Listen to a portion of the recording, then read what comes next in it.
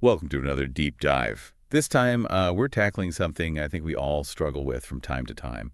We're going to be talking about thinking more effectively and making, well, smarter decisions. Oh, yeah. Big topics for sure. Yeah, so to really dig into this, we're going to be taking a look at excerpts from Brian Tracy's Get Smart. Classic. And just to give you a little taste of what we're in for, right in the intro, Tracy drops this mind-blowing fact. Yeah. You've got more potential ideas in your head than there are molecules in the entire universe. Whoa. Right. It Yeah. really makes you think, doesn't it? Yeah. Well, he connects this idea to all those brain cells we have constantly making connections, firing away. And he goes on to say that most of us, well, we're only tapping into a tiny fraction of that potential. So it's like having a treasure chest overflowing with gold, but we're only using like a few coins. Exactly. That's a great way to put it. So how do we unlock more of that potential? That's the million-dollar question, right? And this is where I found Tracy's approach really interesting. He goes beyond just general intelligence and breaks it down into specific thinking styles, styles that we can use in different situations. So instead of just trying to be smart all the time, we can be more strategic about how we approach problems and decisions. Exactly. And he starts with the contrast that we can all relate to. Fast thinking versus slow thinking. Oh, yeah, I'm familiar with that concept. Thinking Fast and Slow, that book by Daniel Kahneman, was a real eye-opener for me. Huge. But Tracy takes it a step further and applies it to, well, real-world scenarios. Like, you know how we use fast thinking for those everyday choices, like what to eat, which way to drive to work? Right, stuff we do on autopilot. Right. But when it comes to major life decisions, those big ones, that's where we need to slow down, hit the brakes a little. He talks about this top sales manager who had what he called a 30-day rule for hiring. Okay, so no matter how impressed he was with a candidate initially, he'd wait a full 30 days before making an offer. Exactly. It kind of forced him to gather more information, look beyond those first impressions and, well, hopefully avoid making costly hiring mistakes. Wow. That's commitment to slow thinking. It makes me think about all the times I've rushed into things, maybe a project at work or even like a personal relationship without really thinking it through. Have you ever done that? Oh, yeah, definitely. I think we all have. It's human nature, right? But it is something to be mindful of. Definitely. So listeners, what about you? What important decisions are you facing right now? Do any of them deserve a little more slow thinking time? That's a great question. Take a minute and think about that. It's important. And you know what? It actually directly ties into Tracy's next thinking style contrast. Informed versus uninformed thinking. Okay, so we all like to talk about doing our due diligence, but sometimes it feels like a chore. Why does Tracy think it's so crucial? Well, he points out this pretty sobering fact. The number one reason businesses fail is, well, because there's simply no demand for what they're selling. They're creating a product or service that nobody actually wants. Oh, wow. And often this comes down to, well, they skipped that informed thinking part. They didn't do their research. They didn't validate their ideas. So it's not just about being smart. It's about being smart about getting the right information. 100%. I really like that term he uses. Yeah. Validation. It really stuck with me. Yeah. It's all about putting your ideas to the test. Don't assume that just because you think it's a brilliant idea that everyone else will. Use Google, talk to experts, get out there and talk to potential customers, that kind of thing. Right.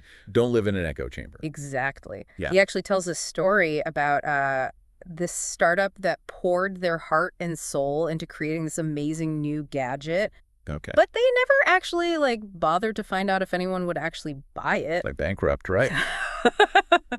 Tough lesson. Yeah, I bet. It really makes you think, what could we all be researching more thoroughly right now in our own lives, What assumptions are we making that we need to validate? I love that. What assumptions are we making? Because we all make them. And it leads us to another really important distinction. Goal-oriented thinking versus reaction-oriented thinking. Oh, okay. So I know the power of setting goals, but how does Tracy approach this differently? Well, he starts by throwing out this crazy statistic. Only 3% of people actually write down their goals. Wow. Only 3%? 3%. And those folks, those 3%ers, they achieve significantly more than the other 97% combined. Crazy. Right. It makes you think. So what separates those who write down their goals from everyone else? Well, Tracy doesn't just leave it at the statistic. He goes on to share this pretty compelling story about a woman. She was stuck in a dead-end job, feeling completely unfulfilled. Okay. And she decided to actually sit down and write out what her ideal life would look like 5 years in the future. Everything. Career, relationships, lifestyle, the whole 9 yards. Everything. And then Get this. She worked backward from that vision. Like she figured out the specific steps she'd need to take to get there, year by year, month by month, you know? So it's not just about setting a goal, it's about creating a roadmap to actually achieve it. Exactly. And he actually calls it back from the future thinking. I love that. It's such a powerful shift, right? Instead of just reacting to whatever life throws your way, you're actually proactively creating the future you want. It's inspiring, isn't it? Totally. It makes you wonder, what would your ideal life look like 5 years from now? And what steps could you start taking today to make it a reality? Wow, big questions. But Tracy doesn't stop there. He dives into something he calls result-oriented thinking. And the first thing he does is ask this very pointed question. What is the one result that makes you the most valuable at work? It's a good question and a tough one, honestly. Right. It makes you really think. And once you identify that key result, he says, the goal is to ruthlessly eliminate anything that distracts you from achieving it. He uses this great phrase, work all the time you work.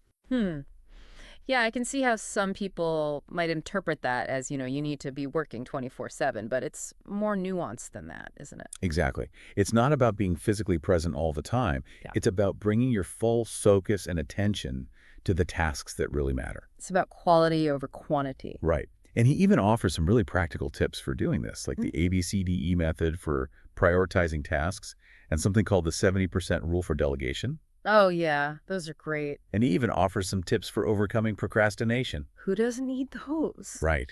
And it's fascinating how he ties this back to goal-oriented thinking. He's saying if you have a clear vision of where you want to go, it's easier to stay motivated, and push past those urges to procrastinate. Totally. Having that clarity helps you prioritize, and it helps you make conscious choices about how you spend your time and energy. It makes you think, what could you be delegating? Or even eliminating entirely, so you can free up more mental space for those truly high-value activities.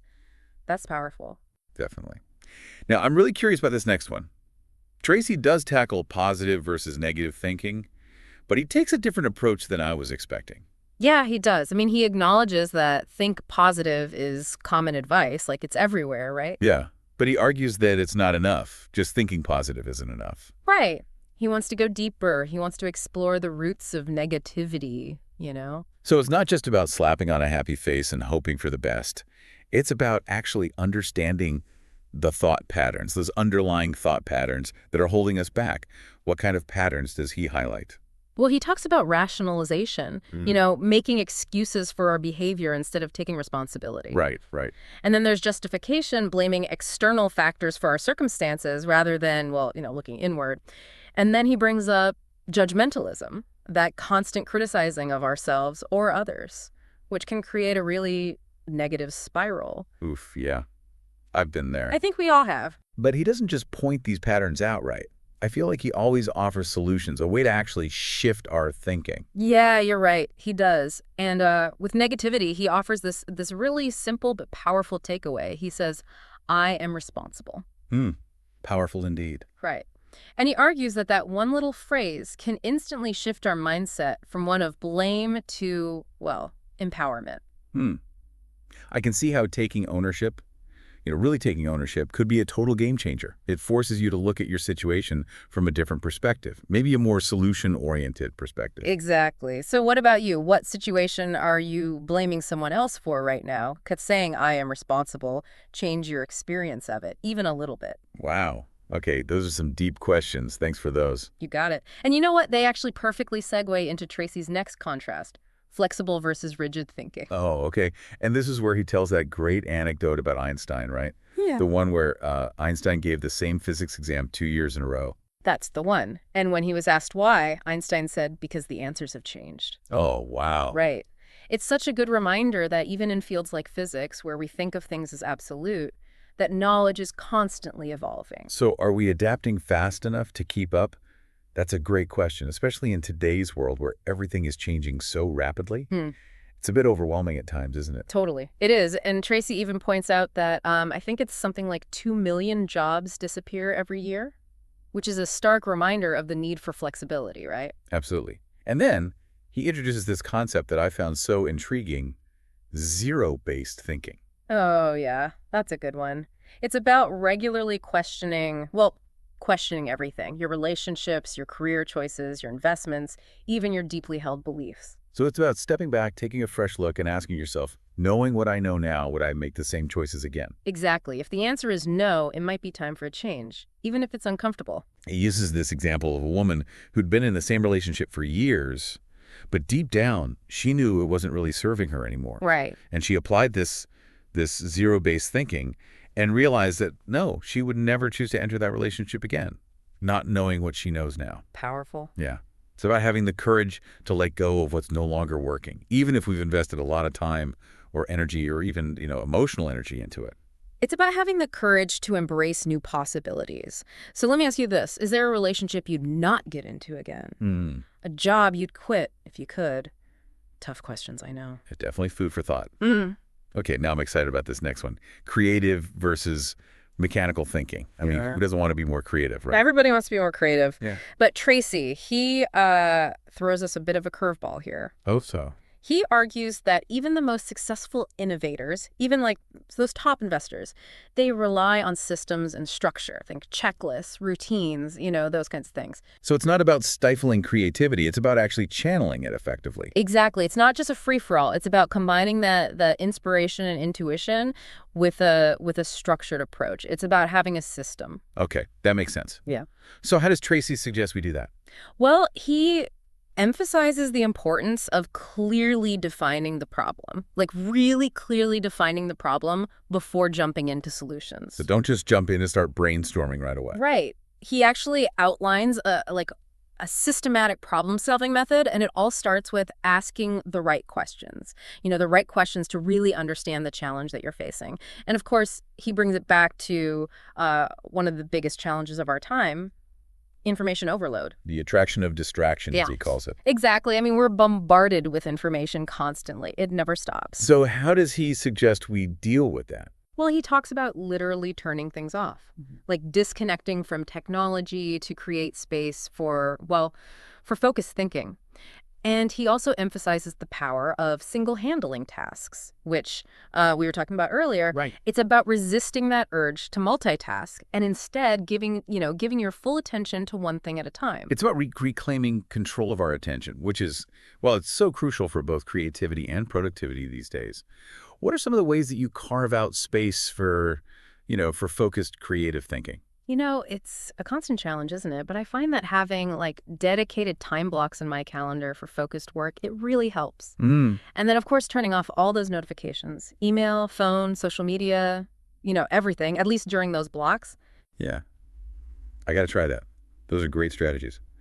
Okay, now this next thinking style contrast is particularly relevant in today's world. Entrepreneurial versus corporate thinking. And Tracy starts off with a fascinating fact. He says that most billionaires are self-made, which, well, speaks to the power of entrepreneurial thinking, right? It really does. I mean, what sets entrepreneurs apart, according to Tracy, it's that they are absolutely obsessed with the customer. They're constantly innovating, constantly trying to figure out how to serve their customers better. Whereas those who are more corporate thinkers, they tend to be, well, I guess, more focused on pleasing the boss and following the rules, which isn't a bad thing necessarily. It's just a different approach. Right. It is a different approach. And it's not necessarily that one is better than the other. It's more about recognizing which style is, most appropriate for the situation. It's about self-awareness, Yeah. right? And choosing the thinking style that's going to be most effective for achieving your goals. Do you ever think about where you fall on that spectrum? Oh, all the time. All the time. And it can depend on the situation, right? Sometimes it's better to be more entrepreneurial and, take risks. Other times it's better to be more cautious and follow the established procedures. Right. It's about finding the right balance. Definitely. Okay, now we're diving into a big one. Rich versus poor thinking. This should be interesting. And before anyone gets offended, I just want to emphasize that Tracy's not talking about judging people based on their income. Okay. He's really talking about specific mindsets and habits that can either, lead to financial abundance or keep people stuck in a cycle of scarcity. Yeah, he actually shares a personal story that I found pretty relatable. Oh, tell me about it. He talks about being inspired by a Mercedes that he saw as a young man and how that kind of sparked a desire, a desire to achieve financial success. But what he realized, it wasn't just about wanting the fancy car. It was Yeah. about developing the thinking and habits that would allow him to create that level of wealth. So it's about understanding, well, those underlying beliefs and behaviors that actually drive financial success. Does he offer any, any specific strategies for cultivating rich thinking? Oh, yeah, for sure. He emphasizes, well, one of the first things he emphasizes is developing the habits of wealthy people. Things like hard work, self-discipline, being financially focused. And he even suggests, get this, calculating your desired hourly rate, like literally writing down the number and then using it to guide your Oh, decisions. wow. That's interesting. Yeah. I mean, it really forces you to, well, to value your time, right? And make choices that are aligned with your financial goals. What hourly rate would you need to earn to achieve your dreams? Okay. That's a good question to ponder for sure. Right. It's a good one. Okay, so we've covered a lot of ground already, from fast versus slow thinking to entrepreneurial versus corporate thinking to this rich thinking. Is there anything else that stands out to you?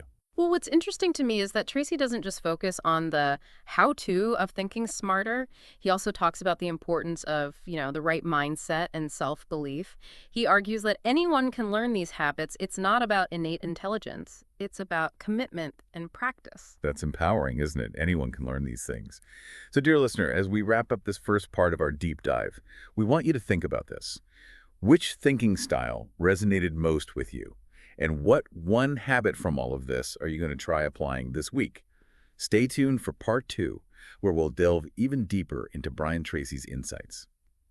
We left off talking about rich versus poor thinking, and I'm really curious to unpack that a bit further.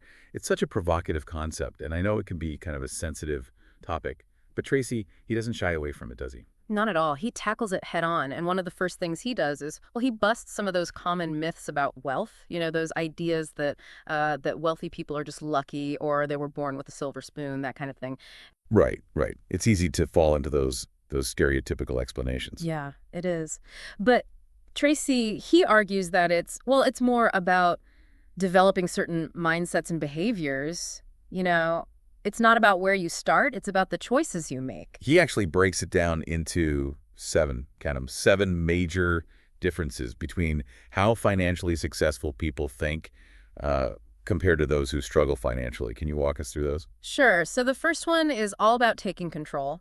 Rich people, they believe they can create their own destinies. They see themselves as the architects of their future, not just reacting to whatever life throws at them. So it's about having that internal locus of control, right? Yeah. Believing that you have the power to shape your own life, regardless of your circumstances. Exactly. But what about folks who've faced real disadvantages? I mean, doesn't that impact their sense of control? Does Tracy address that at all? That's a great question. I'm glad you brought that up. Yeah, I was wondering about that too. Because it's a reality for a lot of people. It is. He does acknowledge that, everyone starts from a different place.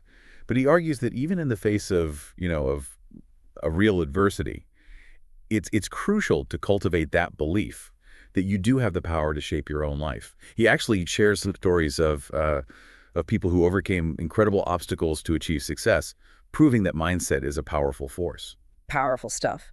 Okay, so what's the next difference in thinking? The second one is all about focus. Rich people, they tend to focus on opportunities, while those who struggle financially, they tend to focus on obstacles. So it's like that classic saying, is the glass half full or half empty? But isn't there a risk of, ignoring real obstacles if you're always looking for the positive, always looking for opportunities? Does Tracy address that at all? He does. And he emphasizes that it's not about being, naive or ignoring challenges. It's about having a more solution-oriented mindset. Instead of getting bogged down by problems, rich people are constantly asking themselves, how can I overcome this? What's the opportunity here? So it's about shifting your perspective, looking for that silver lining, even when things are tough. I like that. What's the next one? The third one is about, it's about the company you keep. Rich people, they tend to admire other successful people. They see them as role models, as mentors, sources of inspiration and learning. Those who struggle, they often resent successful people, which unfortunately can hold them back. It's like they're almost afraid to be around success, it's somehow threatening. Right. It's like they're rejecting that possibility for themselves. Exactly. So it makes sense. Surround yourself with positive influences and Well, learn from those who have already achieved what you desire. But does Tracy get specific about, how to actually connect with successful people? I mean, how do you actually, like, get into those circles? He does. He suggests things like, attending conferences and seminars where industry leaders are speaking. He also talks about the power of joining relevant business associations, volunteering on committees, that kind of thing. It's not just about, admiring successful people from afar. It's about actively seeking out those opportunities to connect with them and learn from their experiences. So get out there and network, right? Put yourself in those environments where you can actually rub shoulders with people who are doing the things that you aspire to do. Exactly. Okay, so the fourth difference is all about self-worth. Rich people, they believe that they are worthy of wealth. They have a strong self-concept, and they believe that abundance is, well, it's their birthright. Those who struggle financially often have those, those deep-seated feelings of unworthiness that can sabotage their efforts to create financial success. So it's almost like an internal block, right? Like if Yeah. you don't believe you deserve wealth, you're less likely to pursue it or even recognize opportunities when they arise. Right. It's like you're subconsciously repelling it. So does Tracy offer any strategies for overcoming those feelings of unworthiness? He does, and it starts with, well, becoming aware of those negative self-beliefs. Hmm. And he suggests things like, practicing affirmations, surrounding yourself with supportive people, celebrating your achievements, that kind of thing. It's about building your self-confidence, Yeah. recognizing your own value. Okay, so it's about shifting that internal narrative, right? From I'm not good enough to I deserve to be successful. Exactly. Okay, what's next? The fifth difference is about self-promotion. Rich people, they're comfortable promoting themselves and their value. They understand that the importance of marketing and sales, both in business and in their personal lives. Those who struggle with a poor mindset, they often shy away from self-promotion. They see it as, as bragging or being pushy, something like that. So it's about, really owning your worth and being confident and sharing it with the world. Mm-hmm. But how do you do that without coming across as, arrogant or inauthentic? Because I think a lot of people struggle with that, don't they? They do, yeah. It's a fine line for sure. But Tracy emphasizes that self-promotion, it's not about being boastful or exaggerating. It's about clearly articulating your skills, your accomplishments, the value you bring. He suggests things like practicing your elevator pitch, networking strategically, showcasing your expertise through writing or, speaking engagements, that kind of thing. Okay, so it's about showcasing your strengths authentically. What's the next one? The sixth difference is all about continuous learning. Rich people are, they're lifelong learners. They're constantly seeking out new information, new skills, because they understand that, that knowledge is power. Those who struggle, they often, stop learning after they finish their formal education, which, limits their growth potential, doesn't it? Right. It's like they're saying, okay, I'm done learning. I've got all the knowledge I need. But in today's world, that's just not realistic, is it? Not at all. Not at all. So it's about cultivating that growth mindset, embracing lifelong learning. Does Tracy suggest any specific ways to do that? Oh, yeah, tons. He recommends reading books and articles related to your field, attending industry conferences, taking online courses, that kind of thing.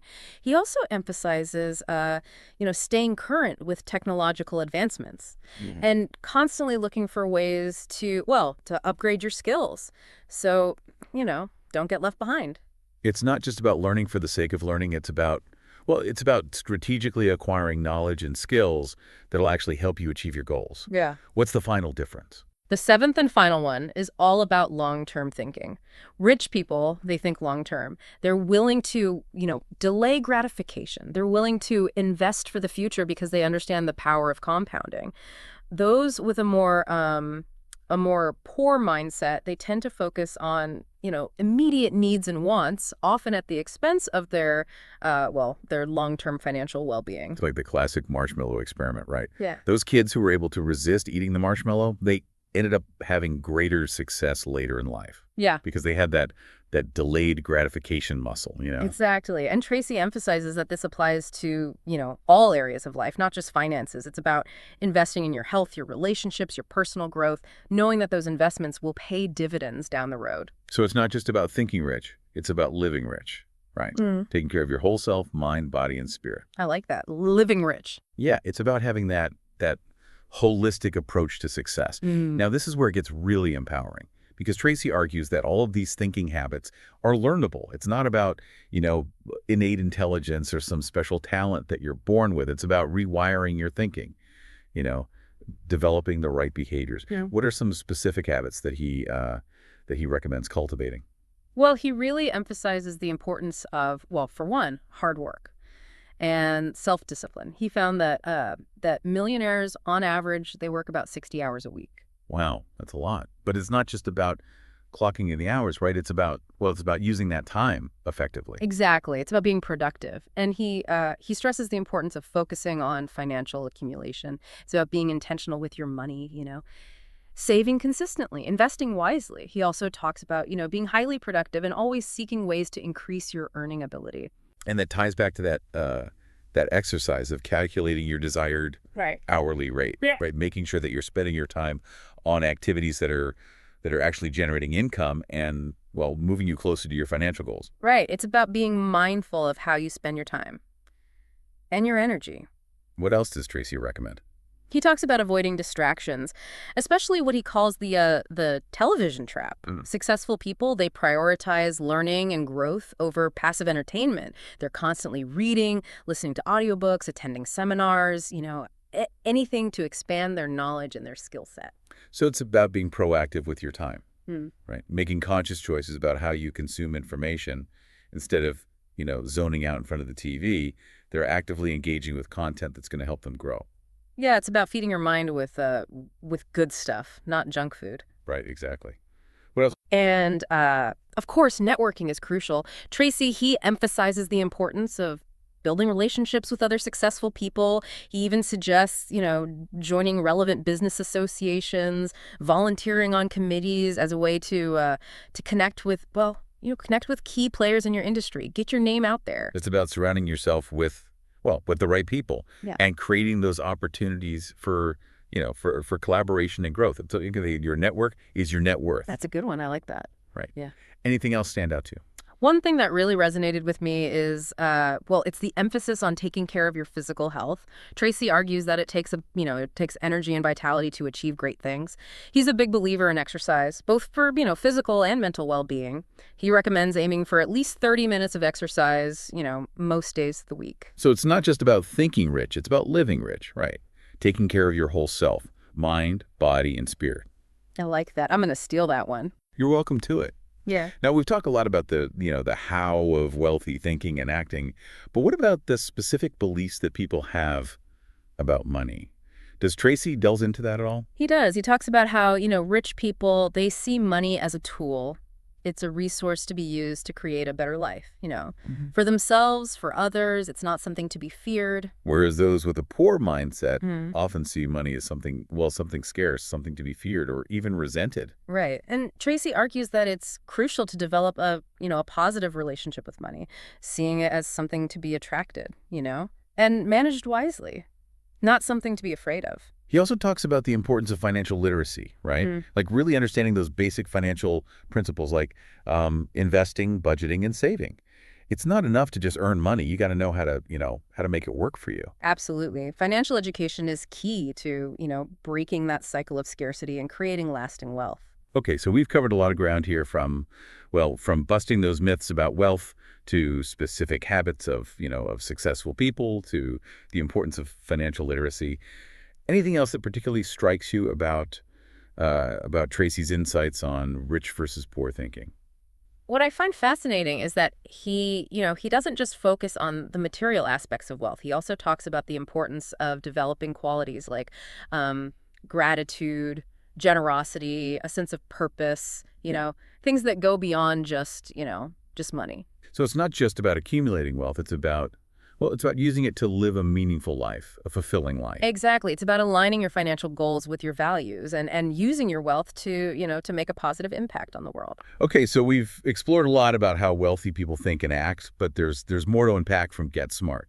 Ready to keep diving in? Let's do it. There's so much more to explore when it comes to, developing those thinking muscles. I'm ready for part 3. It's funny how we often talk about thinking smarter as this abstract goal, but Tracy, he really breaks it down into concrete habits, habits that we can all develop. Yeah, and what's empowering about that is, well, habits, unlike, say, innate intelligence, they can be changed. It's about making those conscious choices, and putting in the effort to actually train your mind. He uses this great analogy. He compares the mind to, well, to a muscle. The more you exercise it, with the right techniques, the stronger it becomes. Totally. It's not about like, some fixed level of intelligence that you're born with. It's about actively strengthening those thinking muscles, Yeah. pushing yourself to think in new ways. Speaking of which, Tracy offers some pretty powerful tools to help us do that. One that really resonated with me is this idea of single-handling tasks. That tendency we all have to start something, get distracted, jump to something else, and never really finish anything fully. Oh yeah, all the time. It's a recipe for overwhelm, right? Mm. And decreased productivity for sure. Tracy argues that focusing, really focusing intently on one task until it's complete is far more effective than that constant task switching that we so often fall into. I can definitely relate to that. There are so many distractions these days vying for our attention. So many. That's a constant battle. And Tracy suggests, literally turning off those distractions, like Yeah. closing your email, silencing your phone, creating what he calls a cone of silence around yourself so you can truly focus. Yeah. You got to be ruthless about it sometimes. It's about reclaiming control of your attention, which is such a valuable resource these days, right? In this hyper-connected world that we live in. Absolutely. Another tool that Tracy highlights is the power of asking questions. Not just any questions, though, but thoughtful, probing questions, the kind of questions that, challenge assumptions and uncover hidden opportunities. Yeah, he gives this great example of this really successful entrepreneur, and this guy makes it a habit to ask, well, he asks two questions. He asks, what's working and what's not working? Okay, I like that. Simple but powerful. Right. And he does this in, every area of his business, from marketing to product development to customer service. Yeah. He's constantly looking for ways to improve. About constantly seeking feedback, being open to new information, Mhm. and being willing to adjust course based on what you learn. Exactly. It's the opposite of, getting stuck in those rigid thinking patterns. It reminds me of that famous quote, the only constant is change. So true. And that leads us to another powerful tool that Tracy emphasizes, zero-based thinking. It's about regularly questioning everything. Your relationships, your career, your investments, even your deeply held beliefs. It can be a little unsettling, to be honest, Oh, I bet. but it's valuable. It's about stepping back and asking yourself, knowing what I know now, would I make the same choice again? And if the answer is no, It might be time for a change. Even if it's tough. I can see how that would be, that would be really valuable, but it can also be tough to let go of those sunk costs, whether it's time or money or even, emotional energy that we've already invested. Absolutely. It's human nature to get attached to the familiar, even if it's no longer serving us. But Tracy argues that, well, holding on to something that's not working, it's a recipe for stagnation and missed opportunities. You got to be willing to let go. It's about having the courage to cut your losses and move on to better things, even if it feels uncomfortable in the short term. It's about having faith that something better is out there waiting for you and that you're capable of creating it. That takes a certain level of mental toughness, doesn't it? It does. You got to be willing to face discomfort, embrace the unknown. Which brings us back to that core idea of thinking smarter. It's not just about being, clever or quick-witted. It's about developing the mental discipline to make choices, to make choices that are really aligned with your values, with your goals, to create the life you want. It's about being intentional. Yeah. And taking responsibility. It's about becoming the architect of your own life rather than just, a passive passenger just going along for the ride. I love that. Being the architect of your own life. That's a great way to put it. So, dear listener, as we wrap up this deep dive into Brian Tracy's Get Smart, we want to leave you with one final question. What's one action, just one action that you're inspired to take based on everything we've discussed? Is it committing to single-handling your tasks? Asking more powerful questions, trying out that zero-based thinking in one area of your life. Whatever it is, just remember, even small changes can lead to big results, Yeah. especially over time. Absolutely. And as Tracy reminds us, that journey to thinking smarter, It's ongoing, right? There's always more to learn, more to grow, more to discover. Till next time, keep those thinking muscles flexed.